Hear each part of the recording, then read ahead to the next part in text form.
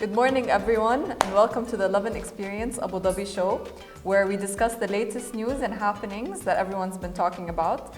And we have a special topic this week at the end, so make sure you stay tuned.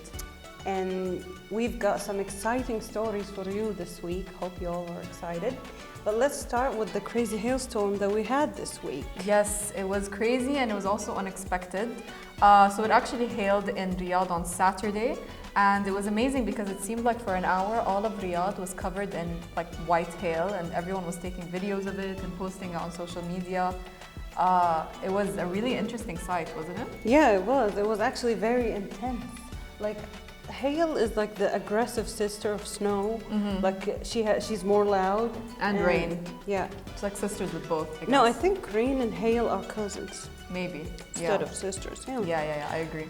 And you know, there were like big chunks. Do you actually know that hail isn't always small? It can actually form into a rock-shaped ice. That seems like super ball. Dangerous. I don't know. Yeah, people are covering their cars because of, it can break your windows and it can break your head. You can get injured. It can break your head. That's Yeah. true.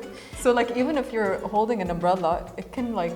No, I don't. Like the umbrella is useless basically. No, maybe it will bounce back. I don't think it's that heavy. Maybe, it will bounce back. Or maybe it'll break. Yeah, or maybe with like very, strong wind, it can pop in your face and just get injured or get a black eye. So watch out. Watch out. But I don't think it was that bad this time. I think it was loud. I actually missed the hail. I don't think I saw it. I'm pretty sure I heard it because I remember hearing I thought it was extra rain. Yeah. I just didn't think like to look very out the big window. Drops of rain. Yeah. So I saw it only when I went on TikTok the next morning and looked through and saw all the videos of everybody posting, and it looked amazing and so beautiful. Like all of the everybody's gardens was like filled with white, and also the streets. Yeah. But the videos were very cool. But like the shots, like the pictures and videos that have been taken, they're so beautiful. But in reality, it's dangerous. Yeah, I mean, yeah. I also missed it, by the way. I was sleeping. Really? Yeah, but when I woke up, like, people were talking about it. Yeah. It's a shame. I think it would have been really nice if we saw it. Maybe next time. Next time it hails in Riyadh, whenever that is. Hopefully.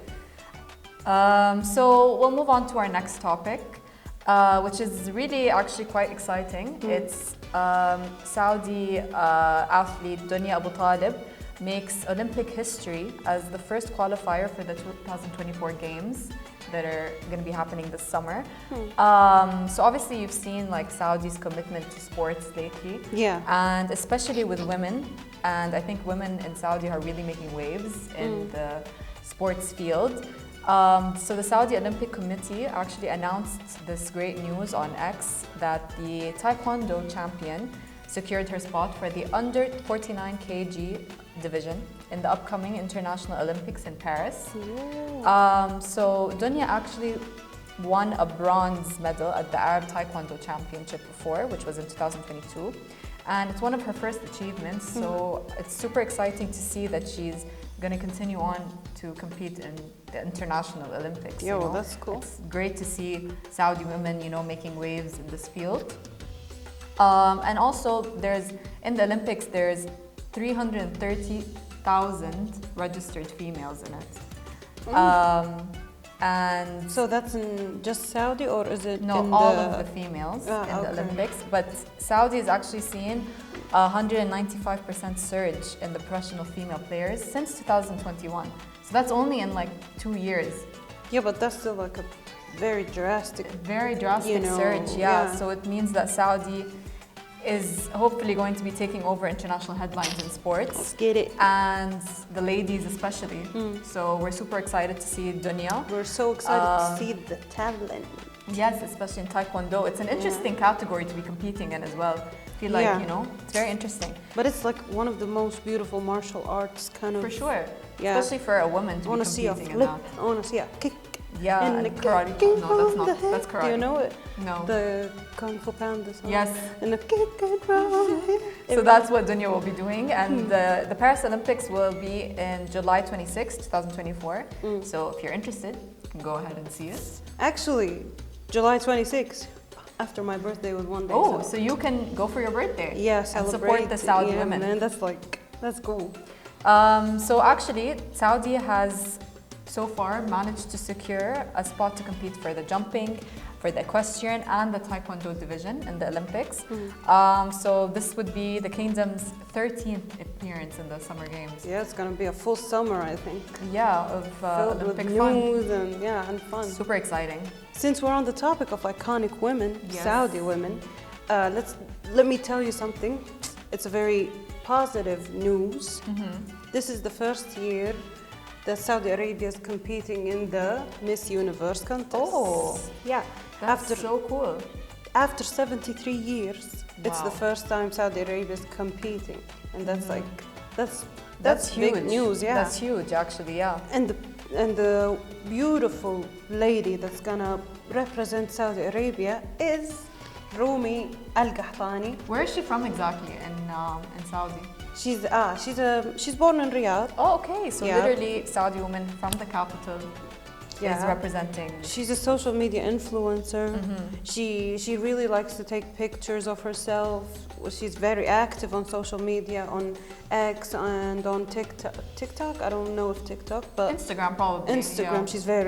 She's very active on Instagram. Actually, when she shared the news, she was resharing all the articles and all the posts, everything in all languages, like in Mexico and everything. I've Mexican, seen I mean. This news has been everywhere because it's such a iconic triumph for Saudi. Exactly. You know, like you said, the Miss Universe pageant's been around for years and years, decades. 73 years. And 70. Imagine being her, like the first Saudi to be entered in this internationally well-known competition.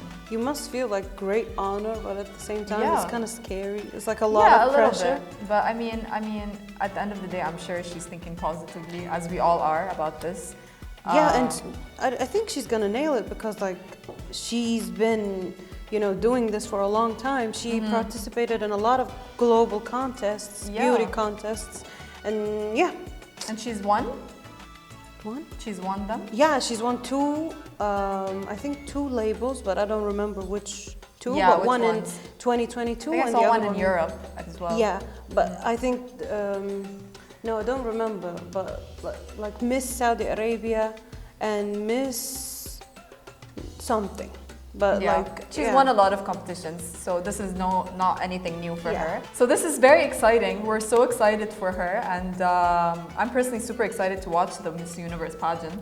Now that we have someone to root for, Not that we weren't rooting for other people, but Saudi, it's like a hometown feeling, Since you're interested, they're actually going to be hosting it in Mexico this fun. year. Yeah, on the 28th of September. 2024. So okay, stay tuned. So end of year, something exciting to look forward to. Yeah, inshallah. Next topic.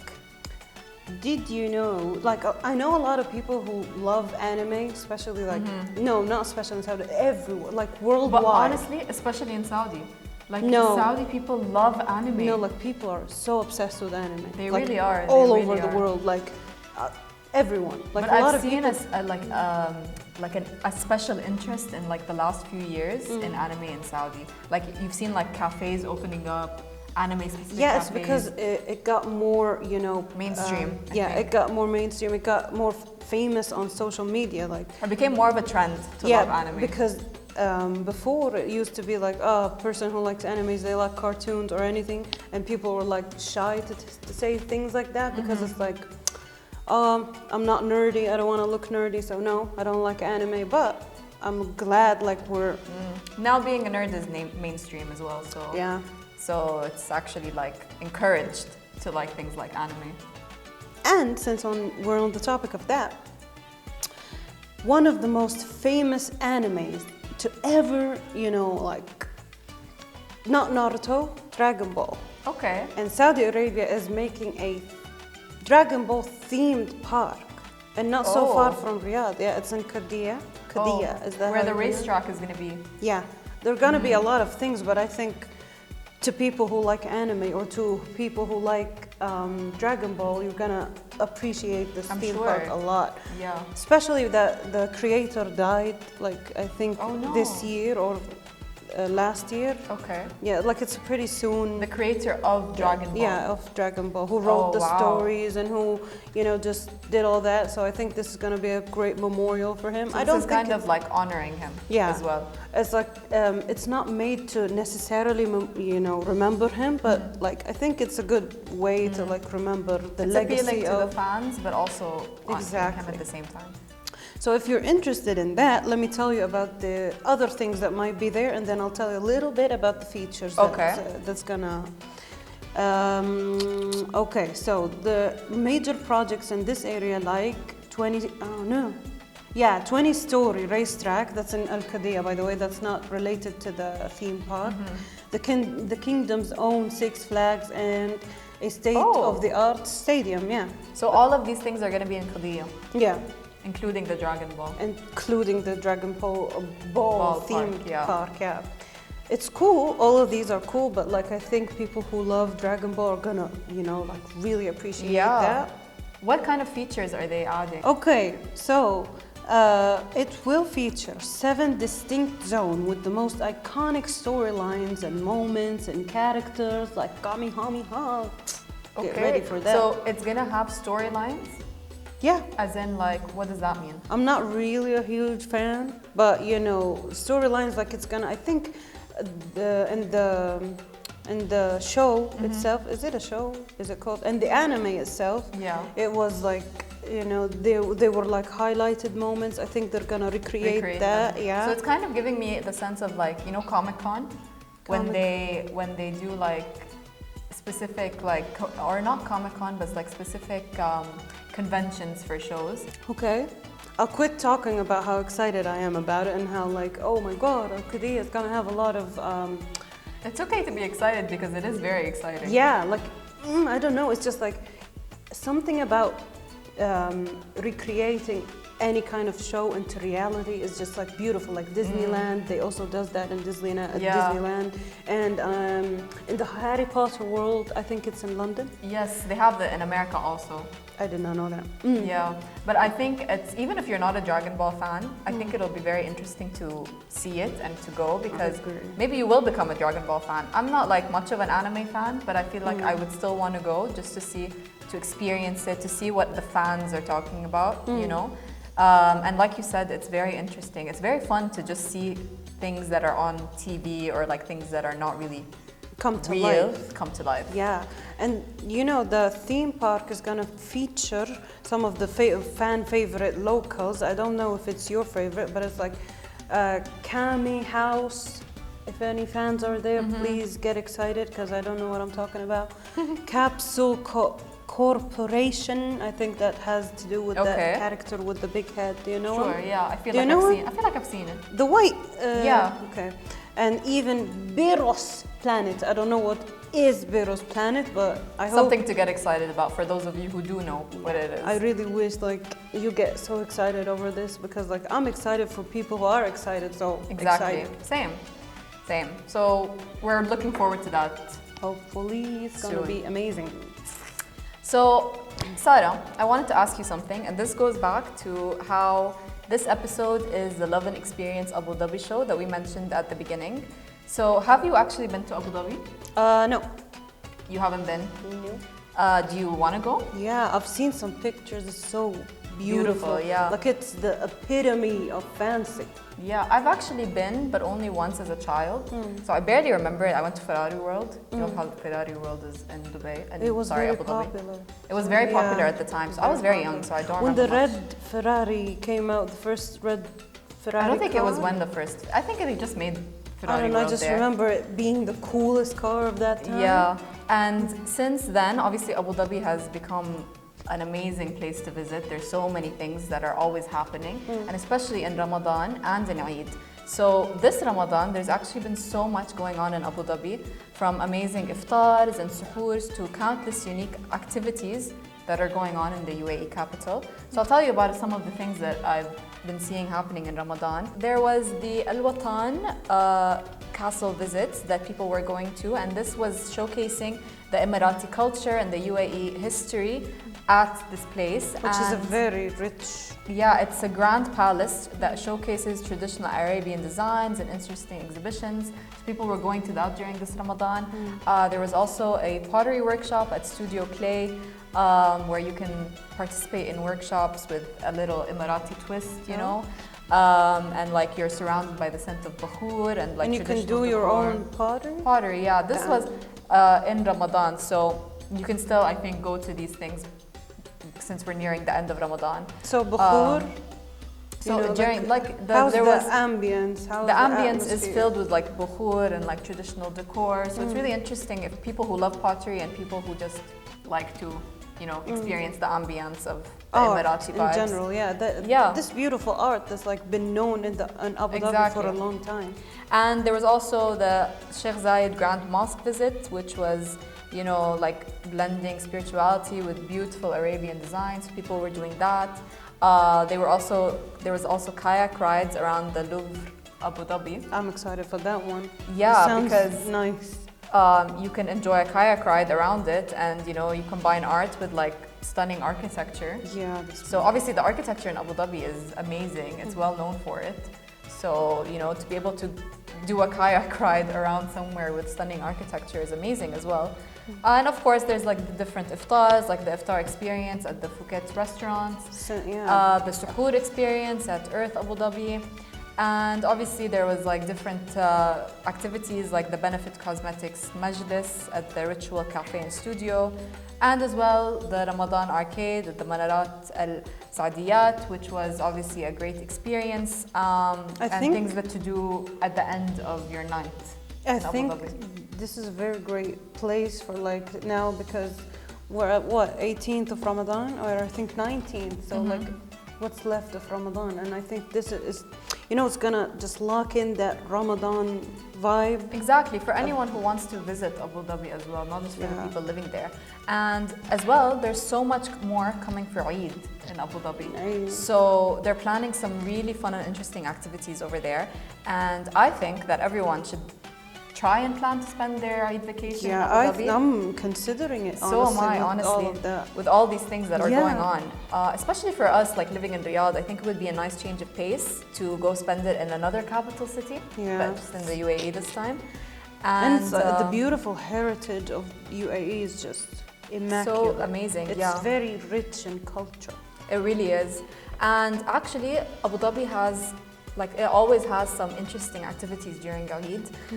Like in previous years, they had musical performances, different cultural activities, different things to do for families, and especially like specific things to do for children as well. So there's like well-rounded experiences in Eid that you can do.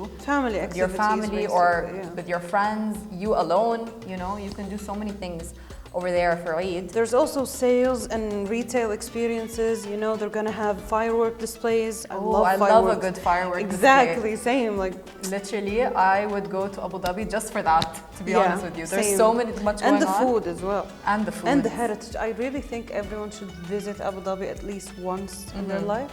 I agree. And they're also going to have tons of unique food options, of course. Of course, since we're having there's, like I said, so many options during Ramadan. Of course, in Eid, there's going to be even more options. And obviously, this year will be no different to all the previous years in Eid, and probably even better, you know, because every year it gets better. And it sounds really exciting, honestly. So I'm personally probably looking into visiting Abu Dhabi this Eid. And you guys should too, if you know you find it interesting, which I think it really is. I think it's it's the perfect place to enjoy a good Eid holiday. Yeah, and it's right here. It's so close. Yeah, it's so close and it's so fancy. Like, and it's just beautiful. It's one of those countries that are like beautiful. If you just look up on Instagram Abu Dhabi or anything like that, you'll see how beautiful this country is. So you should make sure to visit the Visit Abu Dhabi website, where all of this information will be there and more. You can discover all Abu Dhabi has to offer. And start making those plans, you guys. Yeah, start making those plans. I personally am gonna start making my plans, because I know like this is like an opportunity. It really is, you know, because Eid is just around the corner. And it's a long weekend, long vacation, so might as well take advantage and go visit Abu Dhabi. Yeah, kids Right also there. have like a 2 weeks. Yeah, they're starting from now. Vacation, yeah. Yeah, their vacation. So even more of an opportunity to head to Abu Dhabi. If you're looking for a place to go, might as well go to Abu Dhabi. Yeah, we suggest that because hopefully we can go there. If not, all seats are taken. And we'll also have the Visit Abu Dhabi link in the bio for you guys to make sure to check it out. So, that's all we have for you guys. Thank you so much for tuning in. Make sure you follow along weekly, like when you're... I think our podcast, you can listen to it when you're like driving. In the car. And driving to your work. Getting ready. Yeah. Whenever your day starts, really. And you can find us on Spotify, Apple Podcasts, and Anghami. And also YouTube. And Podio. Podio, yeah. Yes, all the platforms.